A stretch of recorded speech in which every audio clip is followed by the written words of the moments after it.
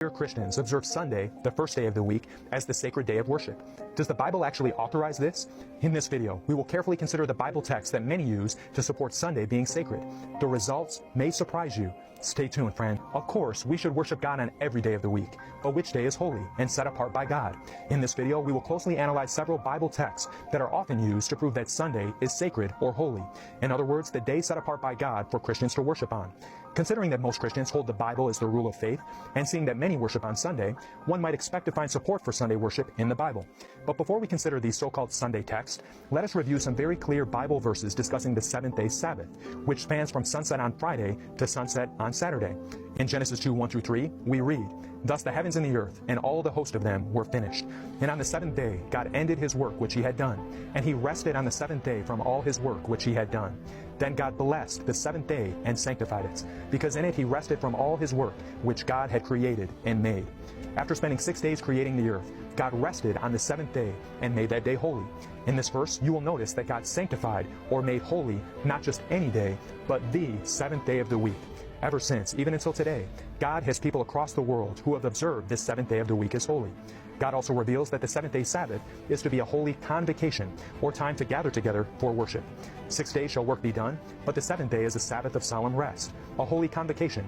You shall do no work on it. It is the Sabbath of the Lord in all your dwellings. When God gave Israel the 10 Commandments, the law of God, the fourth commandment said, "Remember the Sabbath day to keep it holy. 6 days you shall labor and do all your work, but the seventh day is the Sabbath of the Lord your God. In it you shall do no work. For in 6 days the Lord made the heavens and the earth, the sea and all that is in them, and rested the seventh day. Therefore the Lord blessed the Sabbath day and hallowed it." Thus, worshiping on the seventh day of the week is part of the 10 Commandments, God's moral law. God's 10 Commandment law is eternal and can never be changed. In fact, sin itself is defined by the Bible as the breaking of the law.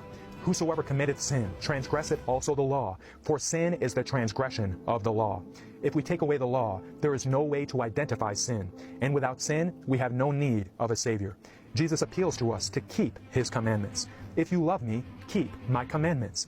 And God's last day people will be commandment keepers. Here is the patience of the saints. Here are those who keep the commandments of God and the faith of Jesus. In the New Testament, we find that Jesus and the disciples continue to worship on the seventh day of the week, called Sabbath. Speaking of Jesus, the Bible reveals, "So he came to Nazareth, where he had been brought up. And, as his custom was, he went into the synagogue on the Sabbath day and stood up to read." Here we see that Jesus' custom, or regular practice, was to go to church on the Sabbath. Many Christians believe that when Jesus established the Christian church, he changed the day of worship from the seventh day of the week, Sabbath, to the first day of the week, Sunday. However, we see from the following verse that Jesus expected his followers to still be keeping the Sabbath even 70 years after his death. Referring to the destruction of Jerusalem in 70 AD, Jesus said, "And pray that your flight may not be in winter or on the Sabbath." And we even see evidence of the apostles preaching on the Sabbath after Christ's death. Then Paul, as his custom was, went into them, and for 3 Sabbaths reasoned with them from the Scriptures. If Jesus did in fact change the day of worship, we should find a command of Jesus authorizing this change. Let's do a careful search and see if we can find it. We will search for the first day of the week in the New Testament to see if there is any command of a change. There are 8 references in the Bible to the first day of the week. The first 5 are directly related to when Christ rose from the dead. These verses simply tell us that Jesus rose on the first day of the week. They do not tell us that the day of worship has been changed. Some have argued that we ought to now keep Sunday holy in honor of this resurrection.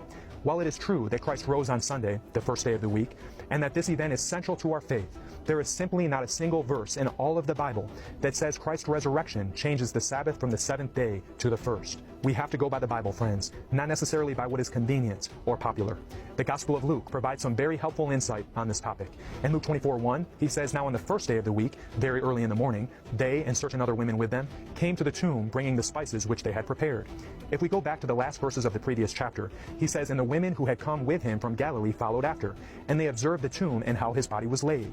Then they returned and prepared spices and fragrant oils, and they rested on the Sabbath according to the commandments."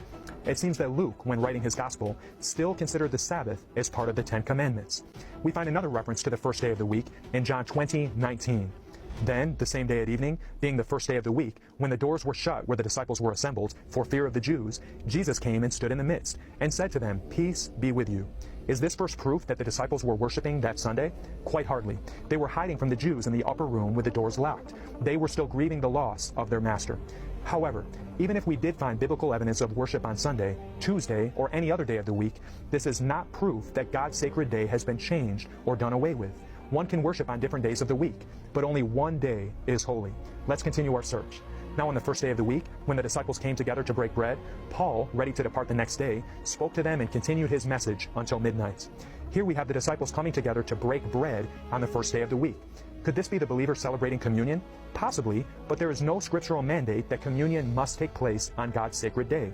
In addition, the Bible actually tells us that the disciples